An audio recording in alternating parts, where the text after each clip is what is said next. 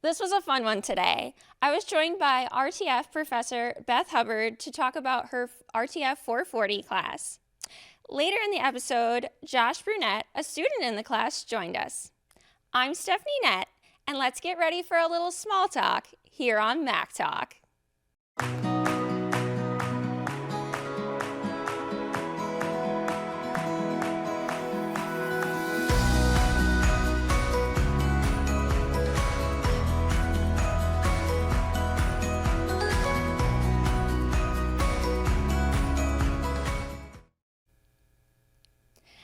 I want to give a huge welcome to Radio, TV, Film Associate Professor of Post-Production, Beth Hubbard.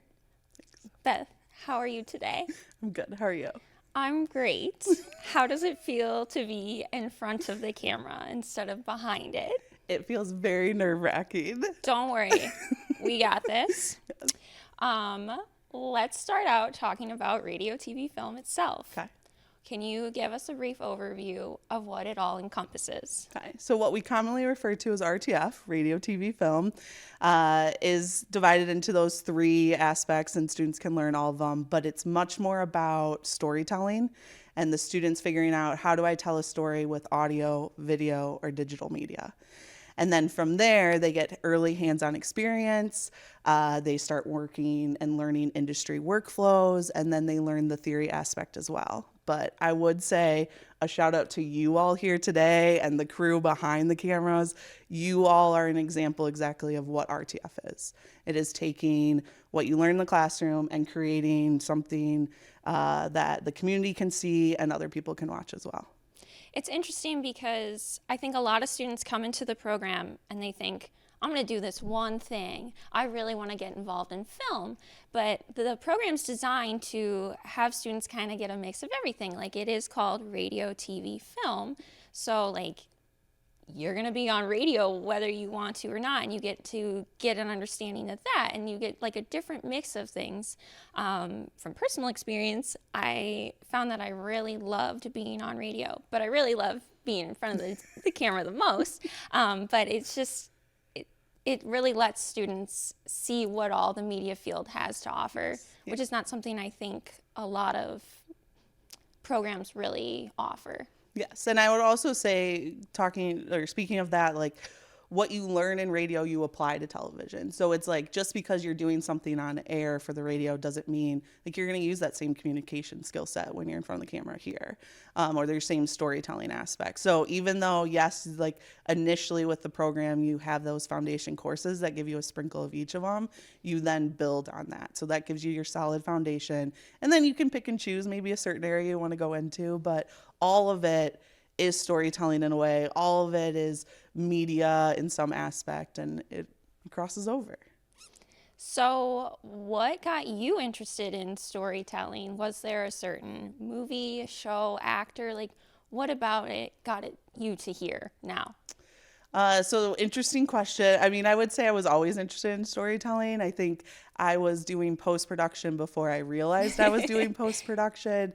In my geometry class back in high school, I created this video with VHS tapes, doing like VHS tape, linear editing that, we take for granted now with our nonlinear editing.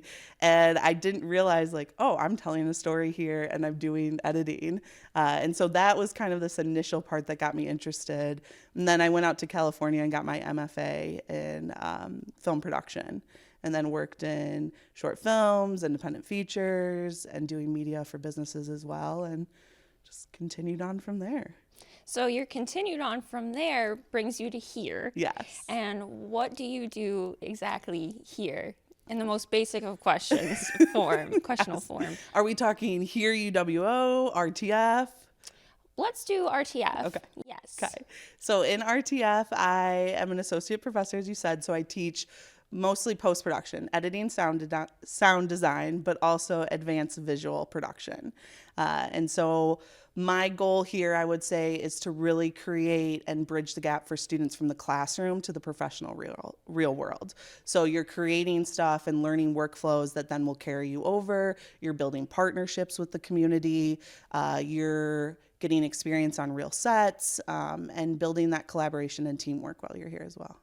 Now, is that something you thought when undergrad Beth went to school, like, I want to be a professor? Was that like super unexpected, or did you always know? I did not know. And that's the funny part. If you would have asked me early on, Beth, will you ever be a professor? Do you see yourself working at higher? I'd think you were crazy. No, no, never. Like, I didn't think I would be here, but it's honestly like my favorite thing. I love working here.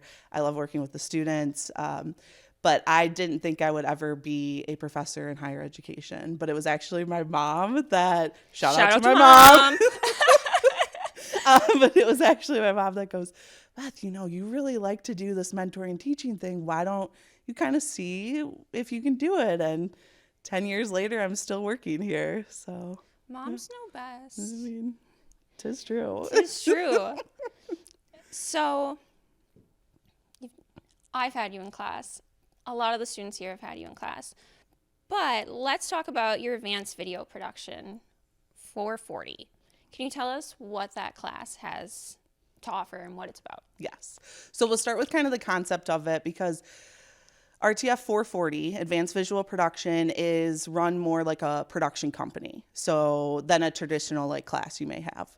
And the students in there will work in teams, and they create a short film that then gets screened at the local time theater here, and they have a whole premiere and everything for it.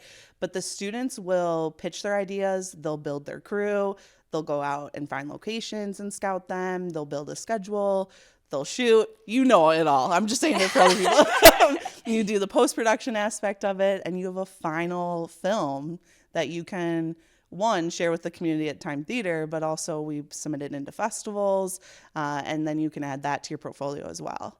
So, what's it like from first assigning that to seeing it all the way through? Like, I'm sure you see the students' confidence level just go up when they realize, wow, I can do everything that she's telling me I have to do. I can actually do it. What's that like for you? That's one of my favorite parts, actually, of the course, which is seeing them go, like, you create this whole film, so that confidence level just skyrockets. Their leadership skyrockets, but the moment that clicks for the student where it's, I'm no longer a student, like, I'm a filmmaker, I'm a creative, I'm a professional, like, the stakes are high now, and I will show up for it. And seeing that kind of moment click for the students is one of my favorite parts of the course. So what's the academic requirement for that? Do you have to be a junior standing, or is it just reserved for seniors? So it can be a junior or senior as well. The prereqs for it are completing like advanced post, studio production, live production, kind of getting your foundation in there before you get to that next level. Cinematography is another prereq for it,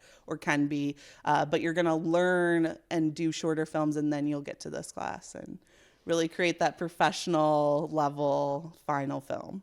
And I guess it just really helps students along the way understand, like, hey, like, Beth's serious. She wants this to be perfect, right? Yes. Or what do you set for them when they first walk in the room? Yeah, it's the expectations of, you're about to make a film here. And what does that involve? And there's a lot of checkpoints along the way. There's a taskmaster list that they all follow. But there's a lot of things that go into making a short film look like it was easily done and put together. I mean, to make a 10-minute short film, it's a 14-week process. And even prior, because I reach out to the students before the fall semester ends and go, all right, let's get ready for 440. Like, we're thinking of ideas, we're building our crew already. And with 440, each of the students have like a key crew role. So you'll have like either a director, cinematographer, editor, or producer. And those 4 students then make up the key crew positions for that film. And then they're responsible for finding other students to fill additional roles and to help out with it. This semester, I feel like in particular, and with all 440 classes, the collaboration level is stressful, but also very, like, it's an important part of filmmaking and storytelling, like being a collaborative team player. So what would you say is the hardest part for both you and the students? Oh, that's a good question. I would say it varies often depending on it, but the hardest part is, I think, that confidence, like, you are good enough and you can do it and you will do it. Like, you need to believe in yourself. Like, you may think, oh, I don't have like the backing or the knowledge to do it, but you've been here. Like, we've all helped you along the way. You've worked on things. Like, you can do it. And so it's kind of that mental mindset of, I can make this work and I will go do it. All right. I guess we kind of touched upon it, but what is your favorite part about teaching the class? I would say it is seeing the students and their leadership styles, like seeing how they become leaders in that aspect. So directors, you have to step up and you have to take ownership of your film, because often a lot of our directors are also the screenwriters for the play or for the movies. And so they're the ones, like, if you want to make this happen, you have to take that leadership role and you have to get everyone else on board with you as well. So I think that's always an interesting part to see. Okay.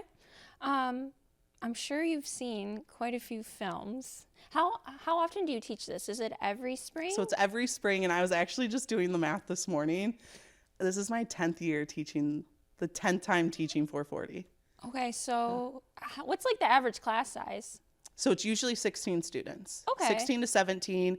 We have 4 short films this semester, and then we also have a marketing coordinator to promote the whole event and everything at the Time Theater. So you've probably seen, and I'm so bad at math, but if there's 16 students for 10 years, is that like 160? So 80 short films? Well, it'd be about 40 because we do 40 or 4 short films each year, usually about. Okay, I'm no math major. All right, do any stick out to you over the years? Yes. And actually, someone was just talking about one the other day, because there was this llama one that stuck out to me, which was a great story. What I would say that sticks out to me about them is just the creative ideas behind the films. Like, things that you're like, how did they come up with this? Or how did they think about this? Or how did they tell the story that way? And so if they want to do like any props in the film, is that just strictly out of their budget, or how does that work? so they actually get a budget from the Kruger Fund, which is amazing. They donate $300 a semester to our class for students to use for props, actors, to submit to festivals. And so it's the students. Again, it's like a professional production company where it's like, you have to find the budget. If you want to make a film here, where do you want to spend the budget, and what sort of props do you want to have, costume design, like you're taking all of that stuff into consideration in the process. Okay. What would students expect by taking this class? So of course you're going to learn about the technical side of it and everything, and you're going to build your skill set there. So you'll expect to get more experience with equipment, get more experience with storytelling, and then you will also you build your confidence level. Like, that's what you should expect out of this class. You're going to get a short film out of it. You're going to screen it at the Time Theater, and you're going to get it into festivals as well, because that's a huge part. I will say, going back to our conversation just about radio, TV, film in general, like, it is such a confidence booster just being part of this program and getting to see yourself do the work and then the product come out of it. So I can't imagine creating a whole film and then seeing it be premiered. That's amazing. Yeah. Can I go? So one of my favorite memories of this course is every time we premiere at the Time Theater. Like, every semester, I love that night. I love the night to see the students dress up because we do a red carpet premiere. So I love to see that. I love to meet their family and their friends coming to support them. My parents have come in the past. My mom still comes. Aww. Like, shout out to mom again. I mean, it's such a wonderful experience to be able to see the students so excited to see their work on the screen, to see them dress up for it. And it's also just like, that's the reward you get for putting in all your time and effort for this. Well, let me know if you need any red carpet commentary. I would happily. Would you really? Yeah, okay, I'm taking you up on that, I'll Stephanie. hype up everybody. We have a step and repeat. We have a red carpet. We just need someone to interview people. I'm down. Okay. Let me know. Let me Done. know the date. But we're going to take a quick break. And when we come back, Josh Brunette, a student in 440, will be joining us. Stay tuned.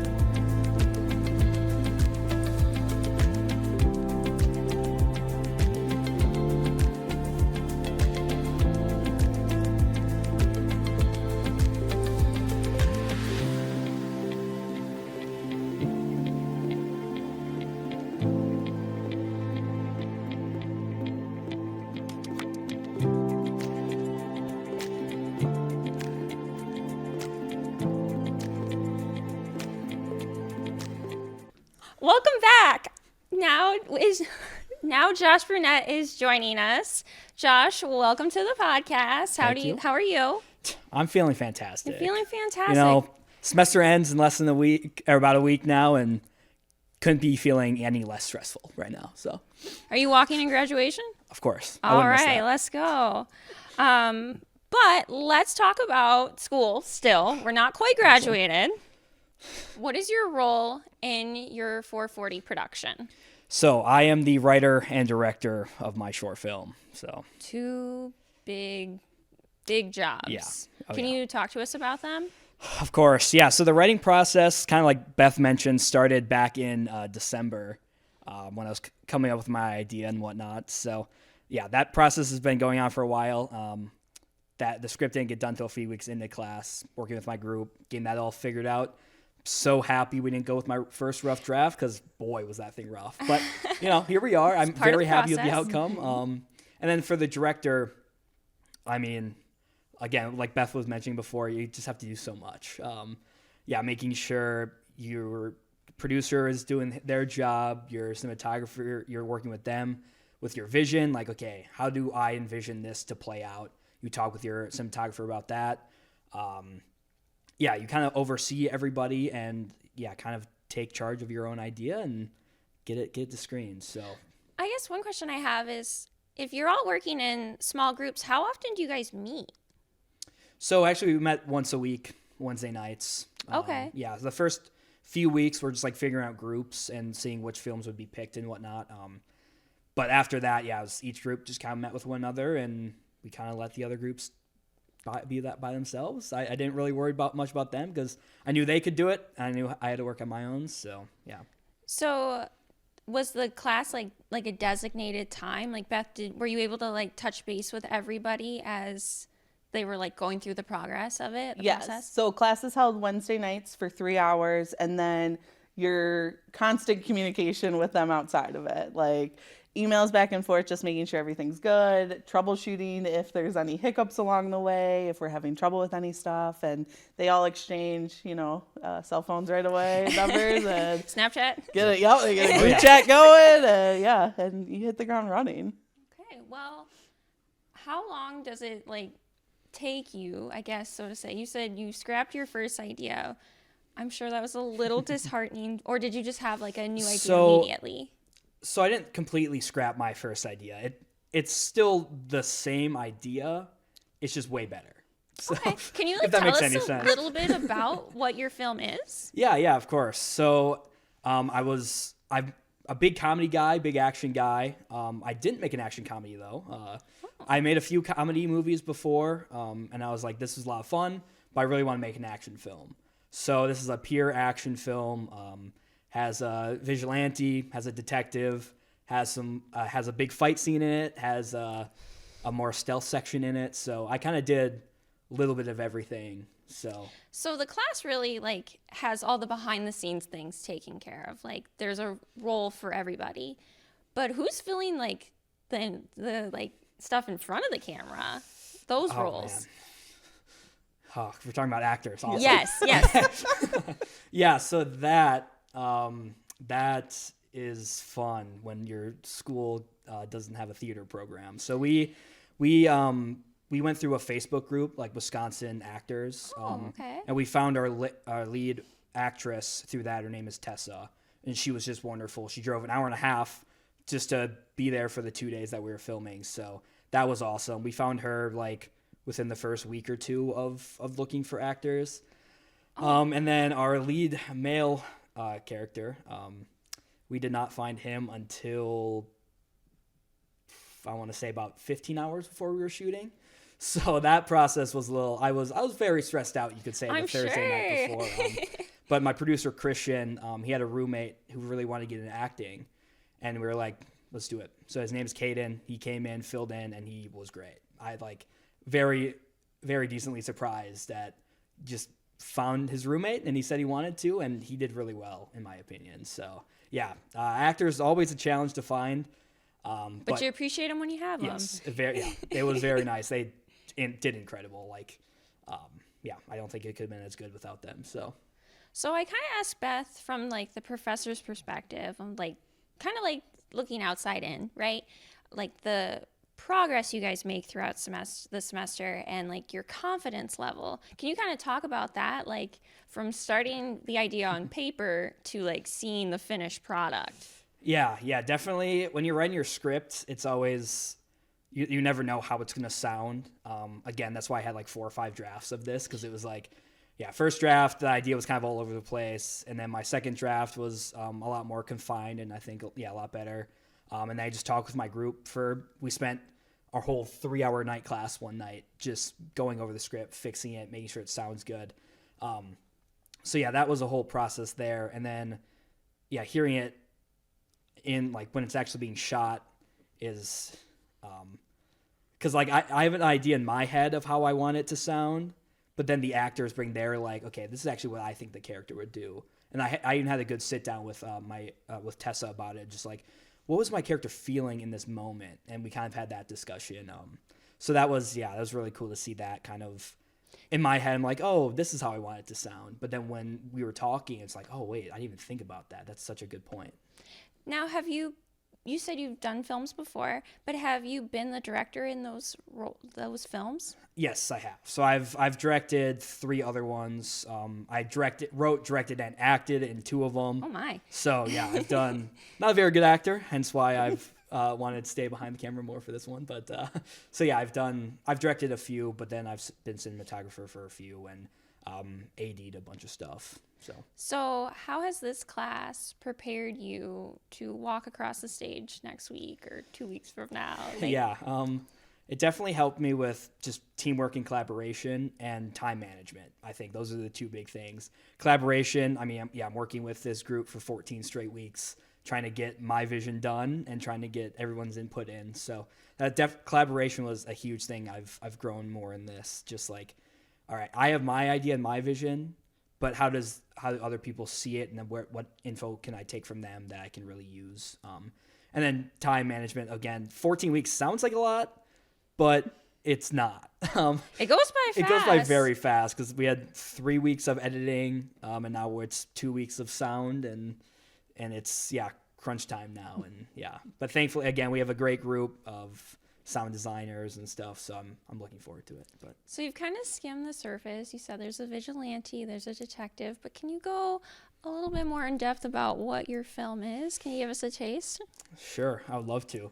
So the vigilante's name is Sean, and we see him getting arrested. So then we kind of see we don't see him being brought in, but we see him in an interrogation room. So it's interrogation room, which is the day after of all this stuff happened. But then we cut back in time to the night before, name of my movie. We cut back to the night before, and we see like how he got this folder, this valuable information from this crime family. So, that's kind of the basics of it. Interrogation you don't want to give too scene. much away. Yeah, I don't want to spoil it. I want you Yeah. guys to come see it. So, it's interrogation scene. Then we see kind of why he ended up there, and then he has to convince the detective why he's not a bad guy, not working for them. So Okay, well, I guess we're gonna leave it on a cliffhanger. That's gonna do it for this episode. Big thank you to Josh and Beth. Thank you so much, and that's gonna do it.